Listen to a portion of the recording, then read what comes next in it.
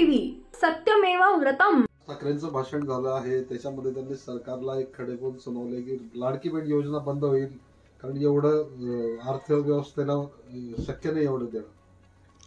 हे बघा, लाडकी बहीण योजना जर बंद व्हायची असती तर ती मागच्या काळातच बंद झाली असती. निवडणुका संपल्यावर सुद्धा लाडकी बहिणीची योजना या ठिकाणी सुरू आहे आणि मी आपल्याला खात्री देतो की सरकार हे कटिबद्ध आहे लाडक्या बहिणीचा या ठिकाणी हप्ता देण्याकरता.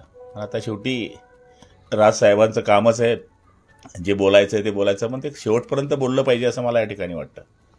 बहुत राज ठाकरे असंही म्हणाले की निवडणुकीच्या तोंडावर कर्जमाफीचं आश्वासन दिलं, पण आता म्हणतायत की पैसे भरा शेतकऱ्यांना. हे बघा, कर्जमाफीची घोषणा केलेली आहे आणि आजच्या आज ते कर्जमाफी होईल असं कोणतंही सरकार नाही आहे. आज नाही, उद्या, पुढच्या वर्षी.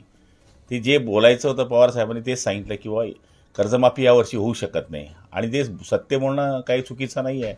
शेतकऱ्यांच्या बाबतीमध्ये जरी कर्जमाफी केली नसली तरी त्याच्या अंगीकृत ज्या योजना आहे, ज्या सवलती आहे ते सरकार करत आहे.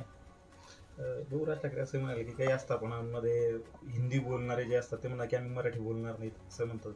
त्यांनी इशारा दिला. हा विषय आम्हाला त्यांचा पटला आहे की या महाराष्ट्रामध्ये जो राहतो त्यांनी मराठी भाषा बोललीच पाहिजे. महाराष्ट्रात जो राहील तो मराठी, हिंदुस्थानात राहील तो हिंदुस्थानी.